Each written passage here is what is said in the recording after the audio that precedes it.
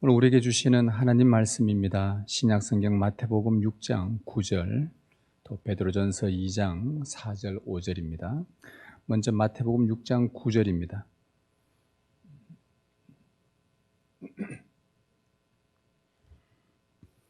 우리 한 목소리로 마태복음 6장 9절 같이 읽도록 하겠습니다.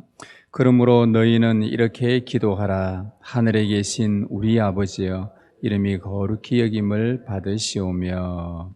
우리 베드로전서 2장 4절 5절입니다. 우리 두 절만 보겠습니다.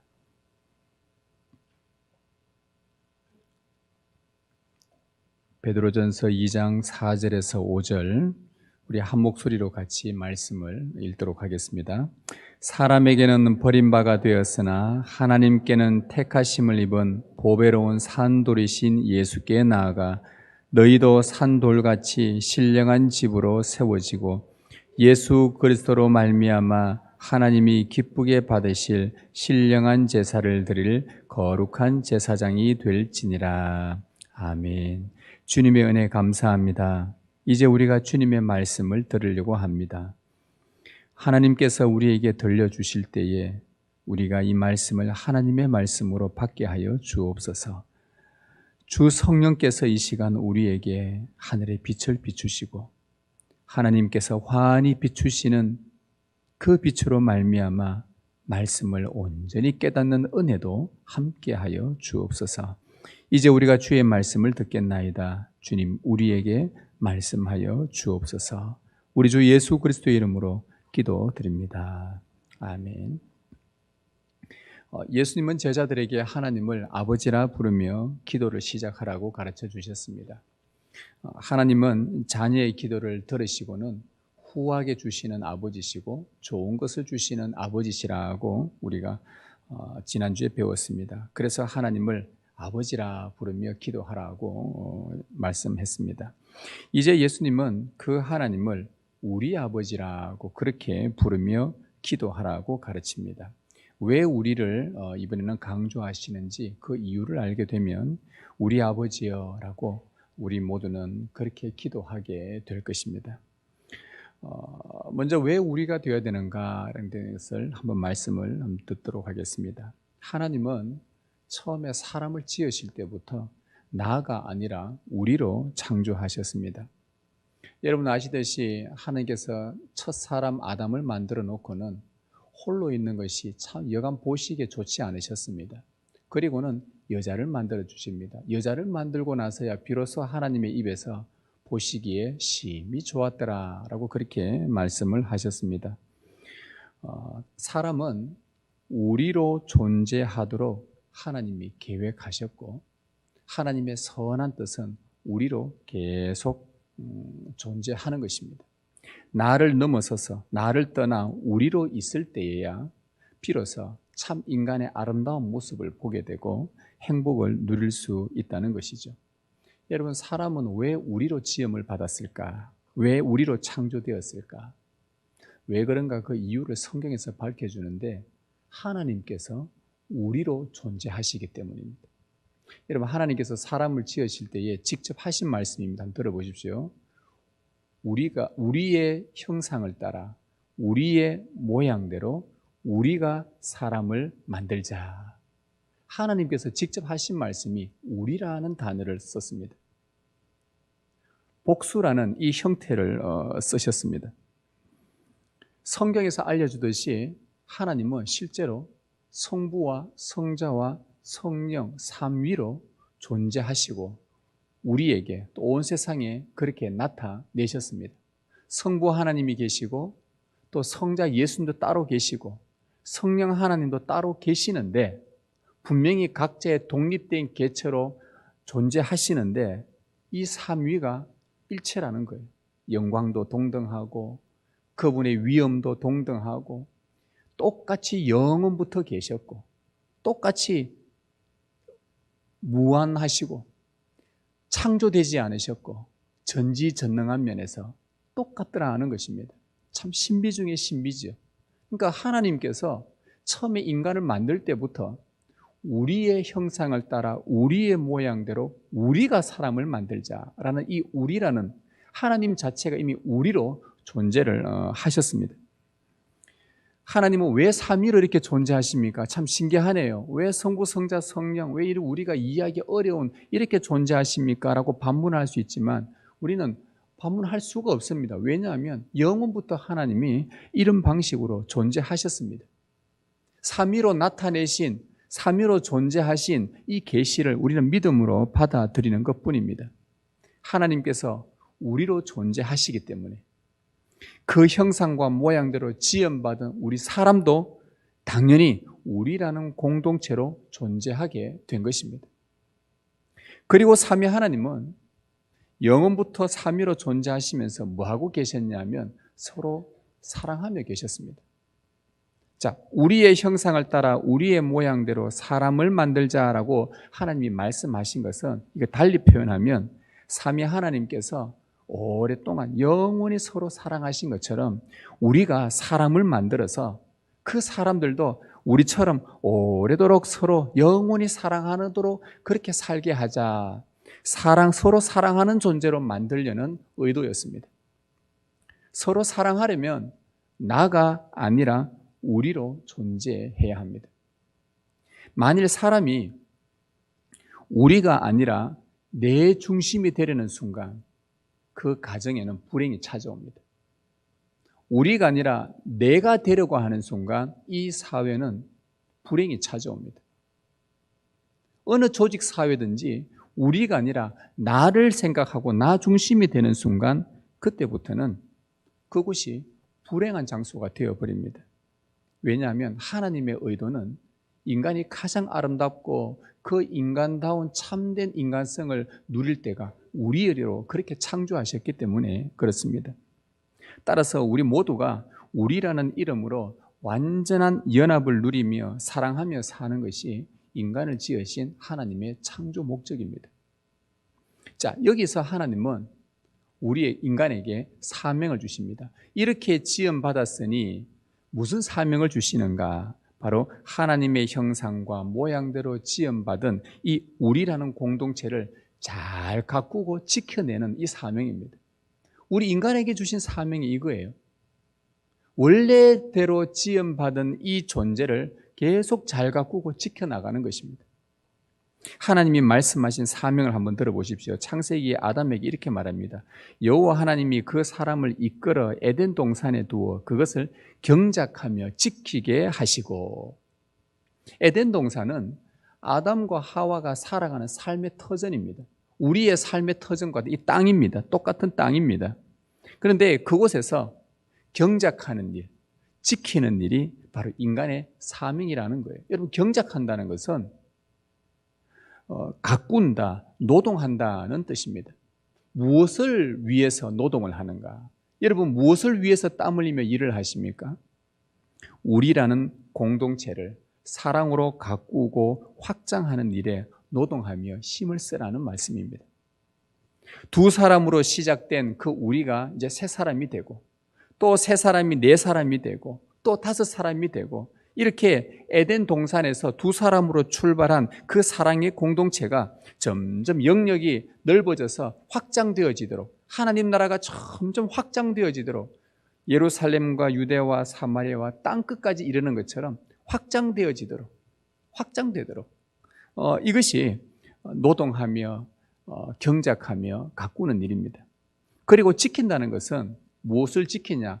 무엇으로부터 보호한다는 말인데 바로 이 우리라는 공동체를 깨트리려는 악의 침투로부터 이것을 지켜내라는 겁니다. 만일 사탄의 미혹으로 이 우리가 파괴가 되고 나 중심이 되면 에덴에 기쁨이 사라지거든.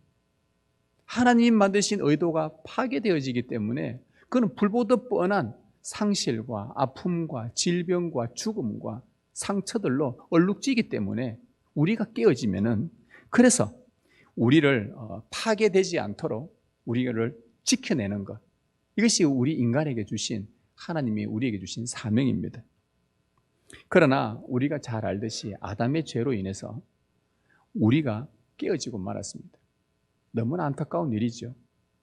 사랑을 가꾸고 확장하며 지켜내는 일을 온전히 감당하지를 못했습니다. 하나님께서 아담에게 죄를 묻습니다. 너 왜 그렇게 했느냐? 그럴 때 아담의 반응을 보십시오. 철저하게 내 중심으로 싹 바뀌어버렸습니다. 자기 죄를 누구 탓으로 돌리죠? 아내 탓으로 돌리는데 아담의 말입니다.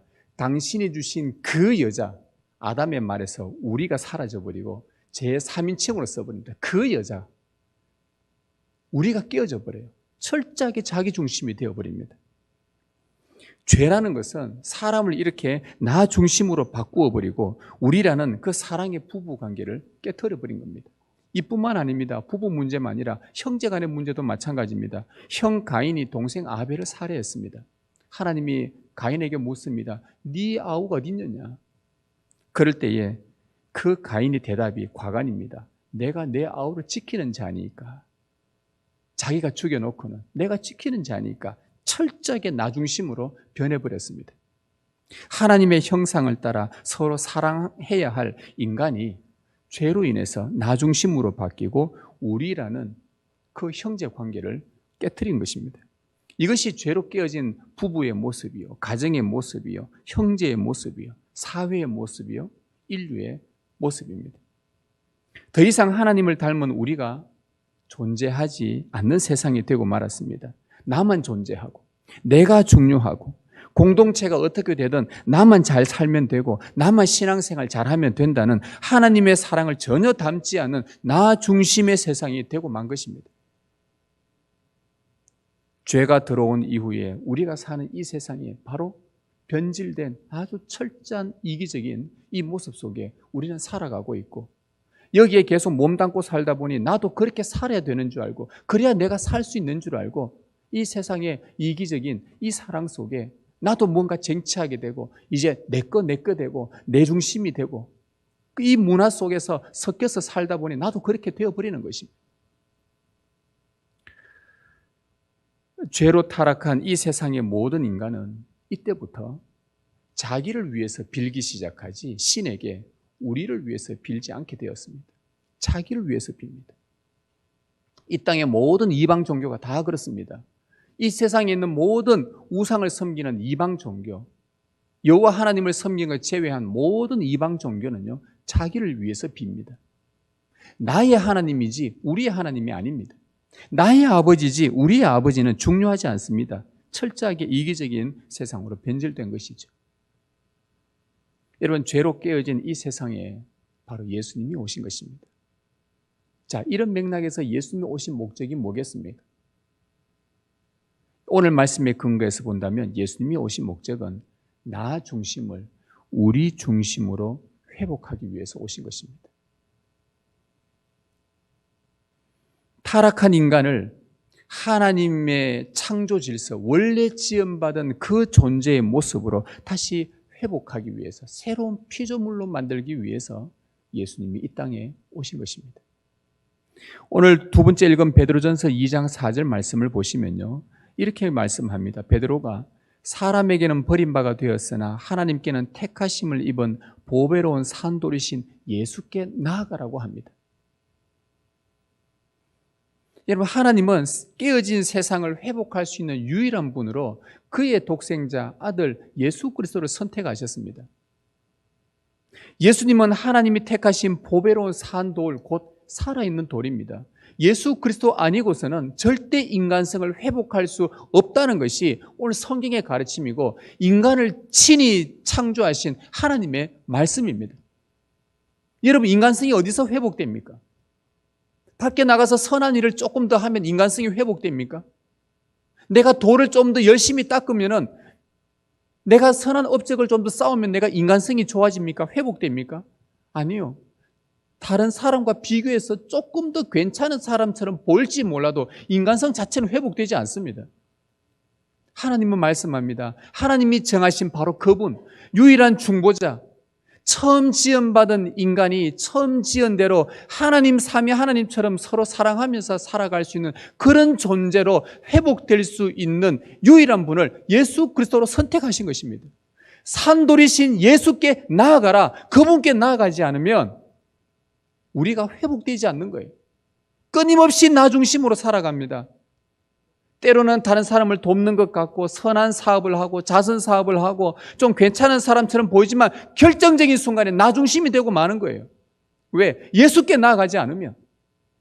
그래서 하나님은 이 온 우주 만물 가운데에서 이 지구상에서 예수 그리스도께로 나아가지 않는 이상은 사람은 새로운 피조물로 되지 않는다는 것을 그분은 이분을 중보자로 선택하신 거예요. 하나님이 선택하신 자, 산돌이신, 살아있는 돌이신 예수 그리스도께 나아가라. 그러나 사람들은 어떻습니까? 그 산돌이신 예수님을 거부했습니다. 예수님을 저 멀리 마치 돌 던지듯이 버려버렸습니다. 외면했습니다. 생명의 주를 십자가에 못 박아버렸습니다. 왜 그랬을까요? 왜 그랬을까요? 왜 예수님을 멀리 던져버렸을까요? 왜 예수님을 받아들이지 않았을까요? 예수님을 받아들이고 나면 나를 죽여야 되기 때문에, 나를 부인해야 되기 때문에, 이게 싫어서 내가 지금까지 살아왔던 나 중심의 삶의 모든 권리를 내려놓아야 하는데 이걸 도무지 할 수가 없어서, 이게 아까워서, 이걸 버릴 수가 없어서, 이걸 부인할 수가 없어서, 그래서 예수님을 받아들이지 않고 예수님을 버린 것입니다. 예수님이 우리 안에 있는 죄를 지적하고 너희가 이 문제가 해결돼야 된다, 너희가 하나님 앞에 나와야 된다라고 말하나 그거 듣다가는 내 권리 다 잃어버릴까, 내 중심 다 버려질까 봐, 없어질까 봐. 여러분, 이게 솔직히 우리가 한번 하나님 앞에 정직하게 우리가 한번 나아가야 되는 부분 아닙니까? 우리가 예수를 믿는데, 우리가 예수를 구주로 믿는데 진짜 예수를 구주로 받아들이는가? 그렇다면 나를 부인해야 되거든. 내 중심이 없어져야 되거든. 우리가 중심이 돼야 되거든. 우리라는 공동체가 세워져야 되거든. 이게 쉽지 않다는 겁니다. 이걸 선택하지 않으면 내가 예수를 정말 받아들였는지, 나의 산돌이신 그 생명의 주를 정말 받아들였는지 우리는 생각해야 됩니다. 여러분이 그냥 수박 그달기식의 기독교를 따르지 마십시오. 진짜 예수를 따르셔야 됩니다. 하나님 아버지는 산돌이신 예수께 나아가라. 그래야만 처음 창조되었던 하나님의 형상과 모양으로 새롭게 지음받을 수 있기 때문에 그렇게 말씀하셨습니다. 의로우신 예수님 앞에 서면, 거룩하신 예수님 앞에 나아가면 나 중심에 나만 알고 있던 흉측하고 더러운 죄가 그 자리에서 드러납니다. 예수님께 진실로 나아가야 내 속에 있는 모든 구중물 같은 숨겨놓은 모든 죄들이, 허물들이 정직하게 드러내는 것입니다. 예수님께 진실로 나아가지 않으면 이 자리에 예배 시간에 앉아 있어도 내 안에 죄를 꽁꽁 숨겨놓고 내 안에 죄 문제는 해결되지 않은 채 죄 때문에 몸부림도 치지 않고 여러분 안에 아무런 변화도 일어나지 않을 것입니다. 교회는 다니는데 10년, 20년 교회는 다니는데 아무런 변화가 일어나지 않습니다. 허송세월이에요. 시간 낭비예요. 외식하는 바리새인과 서기관처럼 종교 생활의 반복일 뿐입니다. 그들이 예수님 오시기 전까지 얼마나 오랜 세월 동안 그렇게 살아왔습니까? 그런데 예수님이 오셔서 지적을 하니까 예수님을 내치는 거예요. 들어오지 마십시오. 내가 지금까지 쌓아놓은 나의 아성이 있는데, 나의 담이 있는데, 나의 스펙이 있는데 이걸 왜 버려야 돼? 이걸 내가 어떻게 버릴 수가 있는 거예요? 이것 때문에 나한테 얻는 것이 얼마나 많은데 예수를 못 받아들이는 거예요.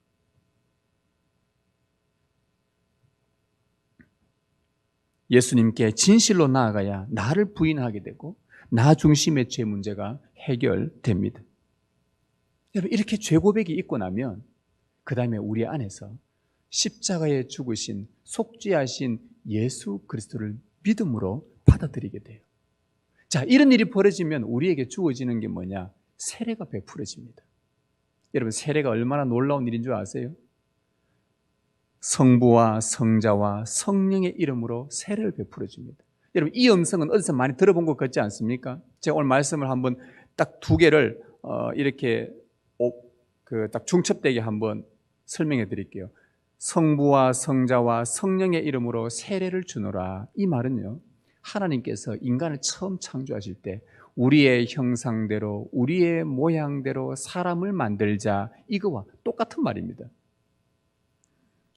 하나님은 말합니다. 우리가 사람을 만들자라고 하면서 사람을 창조했어요.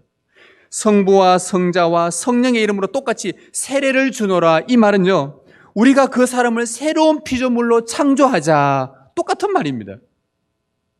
그래서 삼위 하나님의 이름으로 세례를 받는 것하고 하나님께서 처음에 지은 인간을 창조하실 때 그 창조하는 그 모습하고 똑같은 거예요. 따라서 예수님께 나아가야만, 예수님께 가까이 가야만, 하나님이 말씀하신 대로 가야만 하나님의 형상을 닮은 새로운 창조물이 되는 놀라운 복이 우리에게 주어지는 것입니다. 이 복을 받고 나면 그 다음에 우리에게 주어지는 또 큰 선물이 있어요. 그게 뭐냐면 하나님이 주시는 새로운 가족이라는 선물입니다. 새로운 가족이 생겨납니다. 5절을 보십시오. 너희도 산 돌같이 신령한 집으로 세워지고. 예수님께 나아갔더니, 산돌이신 예수님께 나아갔더니 예수님과 딱 붙어보니까 예수님께 붙어 있는 자가 나만 있는 게 아니고 옆에 다른 많은 사람도 나하고 똑같은 신앙 고백, 똑같은 예수 그리스도를 믿고 똑같이 세례받고 딱 붙어 있더라는 겁니다. 붙어서 함께 신령한 집으로, 교회 공동체로 세워져 가는 거예요. 하나님께서 예수님께 우리가 나아가면 나 중심의 문제가 해결된과 동시에 무슨 선물을 주시냐? 새로운 가족을 주시는 겁니다. 하나님을 아버지라 부르게 되고 지체들을 한 아버지 아래에서 형제 자매라 부르게 되었습니다. 나를 탈피하고 우리가 되는 순간입니다. 그전에는 나 혼자인 줄 알았는데, 나 중심이었는데 이것이 탈피되면서 우리의 존재가 되어버립니다. 이것이 예수 그리스도로 말미암아 회복된 존재의 모습이죠. 예수님을 참 구주로 믿기 전에는 모든 것이 나 중심의 삶을 살게 됩니다. 여러분, 예수님을 3년간 따라다녔던 12제자를 한번 보십시오. 그들이 3년간 따라다녔는데도 그들의 관심은 오직 자신이었습니다. 자기 출세에 눈이 멀었었습니다. 야고보와 요한의 어머니가 와서 예수님께 뭐라고 요청하냐 하니까 정말 강력한 치맛바람이죠. 예수님, 당신이 보좌에 딱 앉으시면 우리 두 아들 좀 생각해 주십시오. 12명의 제자가 있는데 그 뭐 다른 거는 관심 없고 내 두 아들, 예수님 좌편에 우편에 딱 그 권세 하나 좀 자리 하나 차지해 주십시오. 이게 야고보 요한의 엄마가 한 일이에요. 철저하게 자기 중심입니다. 내 중심입니다. 3년간 12명이 예수님과 동거하며 동락하며 함께 지냈지만 그들은 우리에 관심이 없었습니다. 모두가 나 중심의 삶이었습니다. 그런데 성령 강림 이후 그들이 성령의 충만함을 받고 나서 어떤 일이 벌어집니까? 내가 사라지고 우리가 보이기 시작한 거예요. 그들의 눈에. 똑같은 그 사도들이었는데 그 이전과 이후가 다른 겁니다. 내가 사라지고 우리가 보이기 시작합니다. 주님의 신령한 집인 교회를 세우는 일에 마음을 두다 보니 나보다는 우리가 더 중요합니다. 내가 중요하다고 내가 중요하다 보니까 교회가 잘 안 세워져요. 내가 옳다고만 자꾸 하니까 교회가 안 세워져요. 자꾸 싸워요. 자꾸 분쟁이 일어나요. 그런데 나보다 우리가 중요하게 여겨질 때에 교회가 선 겁니다. 신령한 집이 서요. 나를 더욱 부인하게 되고 주님의 신령한 집으로 묶여져 있으니까 나를 부인해야만이 교회가 세워지고 나를 더욱 낮추어야만 되고 종이 되어서 남을 섬기는 일이 일어난 겁니다. 그 사도들에게 일어난 일이에요. 변화예요. 인간이 본래 지음받은 목적에 따라 우리가 회복되는 겁니다. 우리라는 공동체가 회복돼요. 이게 인간의 변화입니다. 그럴 때 우리 안에 진짜 기쁨이 있습니다. 이런 삶을 살 때에 우리 안에 정말 행복해집니다. 그렇지 않으면, 나 중심이면 다 깹니다. 다 깨트려집니다. 고통이 찾아옵니다. 부부 간에 깨어지고, 부자 간에 깨어지고, 형제 간에 깨어지고, 다 깨어집니다. 모두가 예수 그리스도께 나와야 돼요. 예수님 외에는 답이 없어요. 그분께 나와야 돼요. 대부분의 인간관계의 문제가 뭐냐? 나 중심이 안 깨어져서 문제가 생기는 겁니다. 맞습니다. 내가 깨어지면 이 문제가 해결이 되더라고요. 보니까 그렇구나. 내가 잘못이 없다 하더라도 그래도 하나님 앞에 예수님께 나아가면 내가 깨어질 것이 또 있어요. 우리가 인간인데 죄로 타락한 인간인데 깨어질 게 왜 없겠습니까? 누가 완벽합니까? 또 예수님께 나아가서 깨어지고. 그래서 여기서 예수님께 나아와 할 때 이 나아와라는 건요, 헬라어로 현재 시제를 썼어요. 다시 말하면 매일같이 매순간 나아오라는 말이에요. 그래야만이 우리가 변화가 일어나는 겁니다. 자, 이 존재가 회복되면 또 뭐가 회복될까요? 사명이 회복돼요. 인간이 처음에 지어진 그대로 존재가 확 성립되니까 사명이 주어졌지 않습니까? 경작하고 지키라. 우리가 이 존재가 회복되면 우리의 사명도 회복됩니다. 5절 말씀을 보시면 다시 보십시오. 너희도 산돌같이 신령한 집으로 세워지고, 그 다음입니다. 사명 주십니다. 예수 그리스도로 말미암아 하나님이 기쁘게 받으실 신령한 제사를 드릴 거룩한 제사장이 될지니라. 자, 너희가 이렇게 회복되었다면 이제는 하나님이 기쁘게 받으실 신령한 제사를 드리는 영적 예배를 드릴 거룩한 제사장이 되어라. 즉 우리는 거룩한 제사장이라는 직분을 받게 됩니다. 우리 모두는 신약의 제사장들입니다. 하나님이 기쁘게 받으실 영적 제사를 드려야 할 직무를 받았습니다. 죽을 때까지 이 사명 감당합니다. 여러분에게 하나님께서 주신 사명은, 예수님께서 주신 사명은 죽는 그날까지 땅 끝까지 이르러 거룩한 제사장으로 살아내는 겁니다. 여러분, 제사장으로 산다는 것, 제사장의 직무가 뭡니까? 성경의 제사장의 직무를 3가지로 요약을 해주는데요. 첫 번째는 죄를 범한 백성을 하나님 앞으로 인도하는 일을 합니다. 이게 제사장이 하는 일이에요. 죄를 범한 형제 자매들을 내버려 두는 것이 아니라 하나님 앞으로 데리고 와요.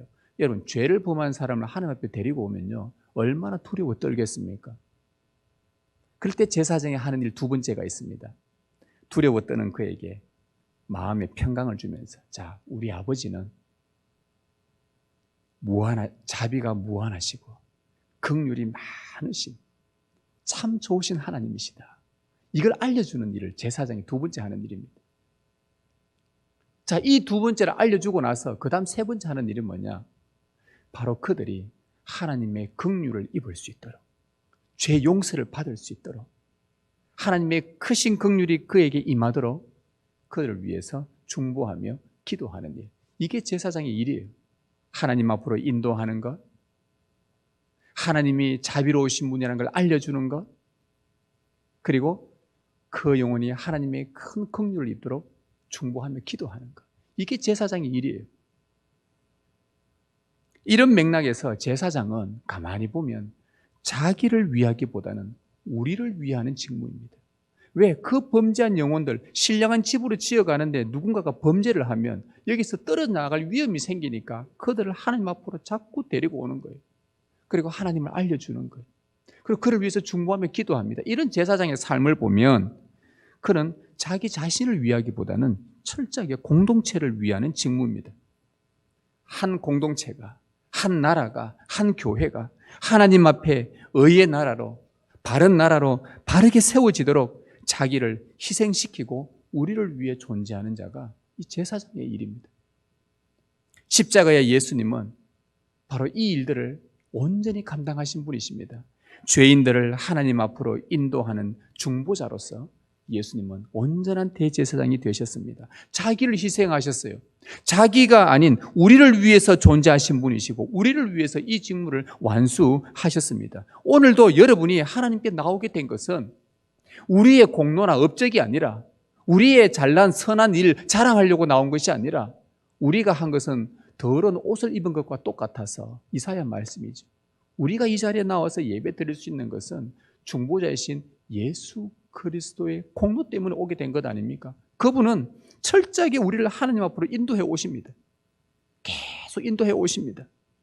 그리고 예수님은 그 다음에 우리를 인도해 놓고는 뭐라 그러냐? 이 강단에서 말씀의 종들을 견고하게 붙들어서 무엇을 선포하게 합니까? 자비로우신 하나님, 긍휼 많으신 하나님, 참 인자하신 하나님을 계속 설교하게 하는 거예요.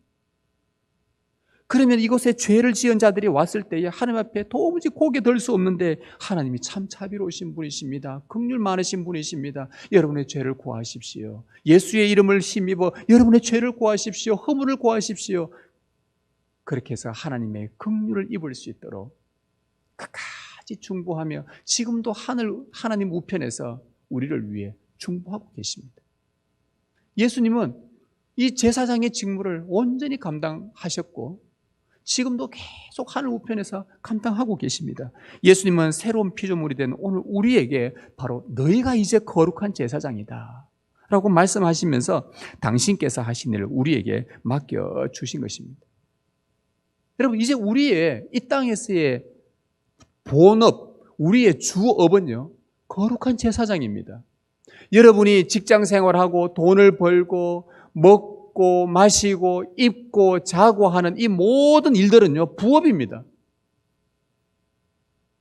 하나님께서 우리의 먹고 마시고 일하고 돈 벌고 하는 이걸 주업이라고 말씀하신 적이 한 번도 없어요.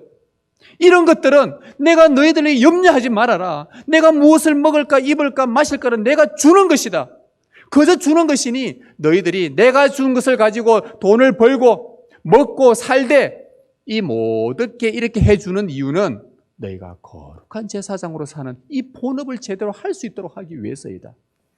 그래서 우리가 이를 위해서 돈을 벌고요. 이를 위해서 우리가 먹어야 되고요. 이를 위해서 우리가 입어야 되고요. 이를 위해서 사는 것입니다. 우리가 받은 유일한 사명은 거룩한 제사장이에요. 그래서 이 땅에 사는 동안 우리의 본분이 죄를 범한 형제 자매들을 어떻게 해서든 하나님께로 계속 인도해내는 일입니다. 오게 하는 것입니다. 긍휼과 자비가 풍성한 하나님을 알려주는 일입니다. 그리고 하나님의 무한한 긍휼을 입을 수 있도록 간절히 기도하는 것입니다. 이것은 에덴 동산을 경작하고 지키라고 사명을 주신 하나님의 명령과 동일한 것입니다. 하나님의 무한한 자비가 형제 자매에게 충만히 임하도록 기도하는 것.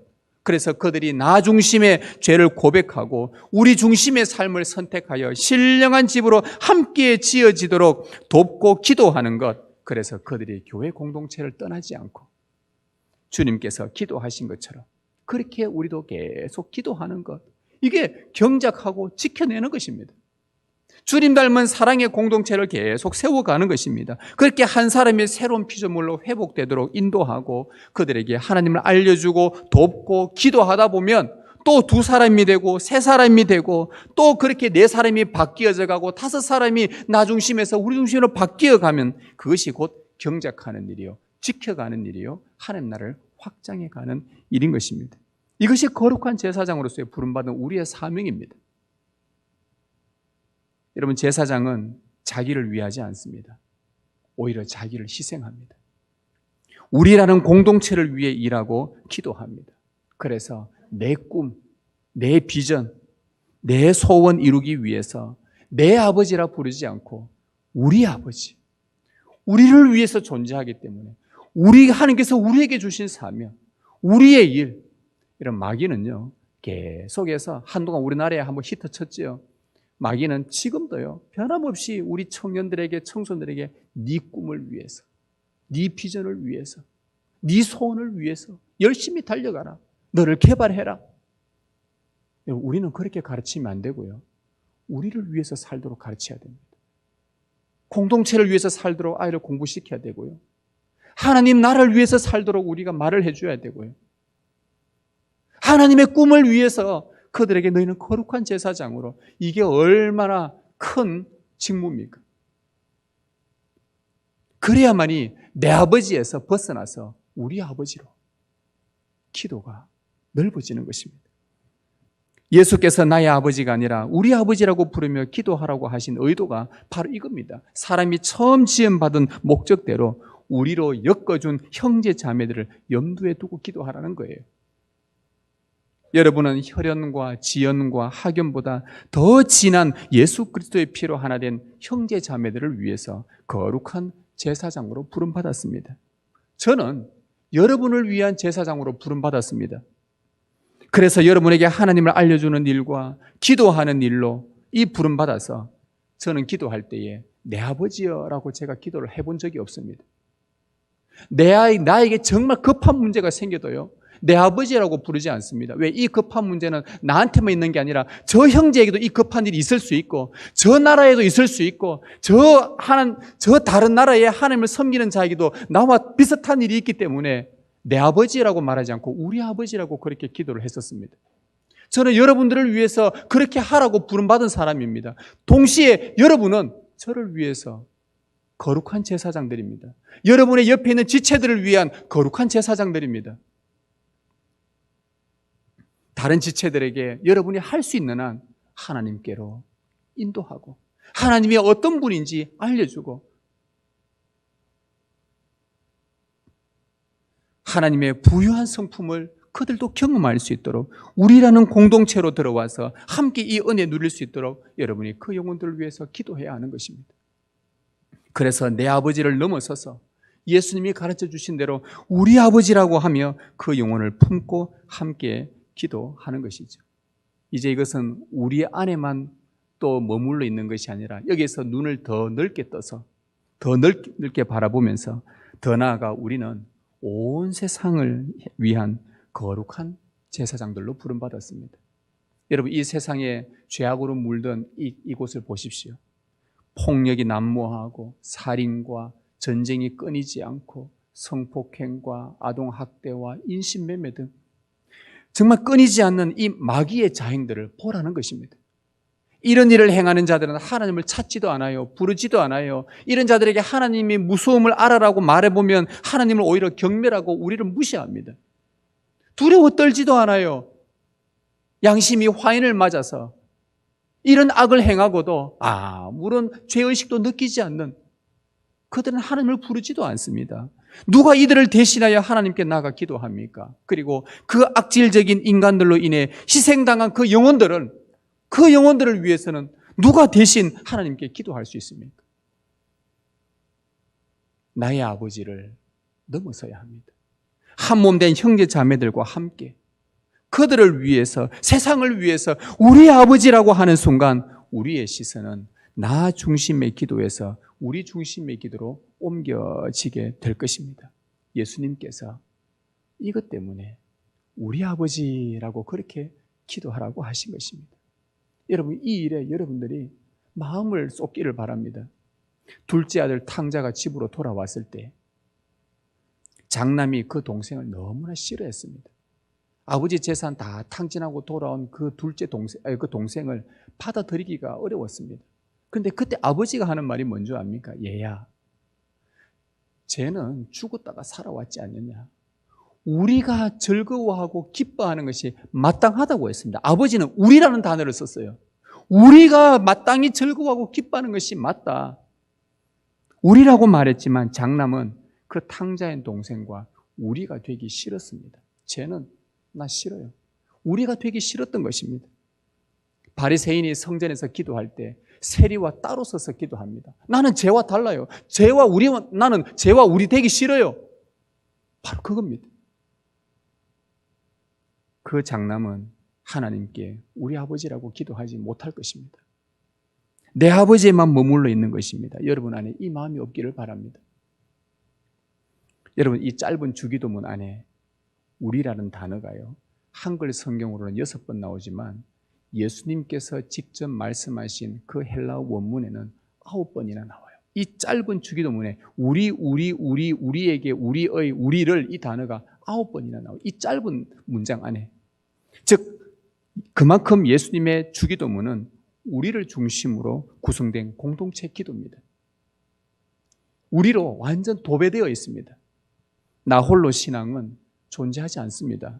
하나님께서 우리에게 구원을 주시고 영생의 복을 주신 것도 그 복으로 나 혼자 배부르고 나 혼자 잘 지내고 나 혼자 구원의 혜택을 누리며 살도록 하신 것이 아님을 여러분 기억하시길 바랍니다. 나의 승진과 발전과 성공에 급급해서 하나님이 우리에게 주신 본래의 이 우리라는 이 존재를 놓치고 살아가는 그런 종교인에 불과한 인생이 되지 않기를 바랍니다. 예수님처럼 우리 아버지라고 부르십시다. 우리의 시선이 맡겨진 지체를 위해서, 우리의 이웃을 위해서, 나라를 위해서, 세상을 위해서 우리의 시선이 향하고 하나님을 알리고 기도하는 거룩한 제사장으로 살아가십시다. 그리고 여러분이 기도하지 못할 때, 때로는 지치고 힘들고 낙심되고 그래서 기도하지 못할 때요, 여러분 주위에서 지금도 그 형제 자매들이 여러분을 위해 기도하고 있다는 것도 기억하십시오. 여러분이 아무것도 할 수 없을 그때조차도 여러분을 위해 지금도 기도하고 있는 형제 자매가 있다는 것 잊지 마십시오. 여러분이 세상에 나가고 방탕하게 살고 혹 주님 없이 살고 교회를 떠나 있고 내 자녀들이 타락하고 그런 가운데 있다 하더라도 그들을 위해서 기도하고 있는 누군가가 형제 자매가 있다는 것을 기억하십시오. 그리고 돌아오십시오. 기도하는 사람이 있습니다. 거룩한 제사장으로 살아가는 사람들이 있습니다. 하나님께서 우리에게 이러한 직무를 맡겨주셨기 때문에 여러분을 위해 기도하는 사람들이 있습니다. 주님 닮은 우리가 점점 확장되어지는 이 은혜의 역사가 날마다 일어나기를 소망합니다. 우리라는 아름다운 이름을 주신 하나님께 감사와 영광을 올려드립니다.